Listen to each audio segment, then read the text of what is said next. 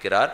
அகலகில்லே நிறையுமென் அலர்மேல் மங்க உரமார்பா நிகரில் புகழாய் உலகம் முன்னுடையாய் என்னையாழ்வானே நிகரில் அமரர் முனிக்கணங்கள் விரும்பும் திருவேங்கடத்தானே புகழும் இல்லா வடியேன் உன் அடிக்கீழ் அமர்ந்து புகுந்தேனேனு சரணாகதி பண்ணி கைங்கிரத்தை பிரார்த்திக்கிறார். ஒழிவில் காலமெல்லாம் உடனாய் மன்னி வழிவிலா அடிமை செய்ய வேண்டும் நாம் தெளிகுலர் அருவி திருவேங்கடத்து எழில்கொள் சோதி எந்த தந்த தந்தைக்கே நாமும் திருவேங்கடவன் திருவடிகளில் சரணாகதி பண்ணுவோம். அவனிடத்தில் தொண்டுகளையே பிரார்த்திப்போம். கீழத்திருப்பதியில் இருப்பவர் கோவிந்தராஜ பெருமாள். இவர் வேறல்லர், மேல இருக்கிற பெருமாள் வேறில்லை. கீழே கோவிந்தராஜர் சன்னதி தில்லை தின திருச்சித்திர சொன்னேன். அங்க இருக்கிற உற்சவமூர்த்தி தான் இங்க வந்து சேர்ந்தார்.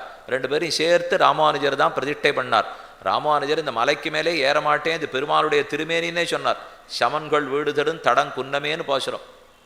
ஆக இன்னைக்கும் பெரிய ஜீயர் சுவாமி, சின்ன ஜீயர் சுவாமி அவர்கள்தான் பெருமானுடைய அகிலாண்ட கோடி பிரம்மாண்ட நாயகனுடைய அனைத்து கைங்கரத்தையும் செய்கிறார்கள்.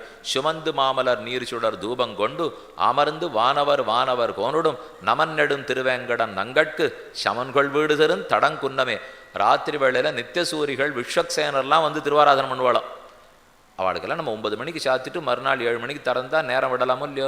1:45 மணிக்கு சாத்திட்டு 2:15 மணிக்கு திறந்தா அதுக்குள்ள வேக வேகமா அவள் பூஜை பண்ணிட்டு போக வேண்டியிருக்கு. பாக்கி 23:15 மணி நேரம் நமக்கு, 3/4 மணி நேரம் மட்டும் அவளுக்கு. அந்த மாதிரி ஆகிட்டோம். ராத்திரி பகல் இல்லாமல் நின்றுட்டே இருக்கார். நிறைய உழைச்சா நன்னா சம்பாதிக்கலாங்கிறதுக்கு அந்த பெருமாள் தான் சுவாமி சாட்சி.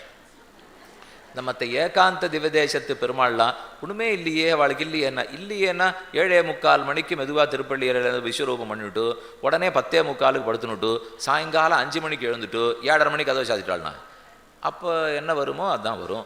திருவேங்கடமுடையான் 23 மணி நேரம் நின்றுட்டு இருந்தால் சம்பாதிக்கிறார் போல இருக்கட்டும். அவருக்கு சம்பாத்தியத்துக்கு சம்மந்தம் கிடையாது. இப்போ பெருமான் எப்போதும் சரண்யனாக இருந்து கைங்கிடத்தையே நல்குபவர். தள்ளி திருச்சுகவனூர்னு ஊர், அதாவது சுகாச்சாரியருக்காக கொடுக்கப்பட்ட ஊர் திருச்சுகவனூர். அங்குதான் தாயார் தனித்திருக்கார். பெருமாள் எல்லார்ட்டையும் எல்லா பொறுப்பையும் விட்டார். மொத்த கல்யாண மண்டத்துக்கு பணம் வித்தம் வேணுமோ இல்லையோ, குபேரனை கூட்டார். நீ கொடுன்னா 1,14,00,000 ராம நிஷ்காமங்கள்.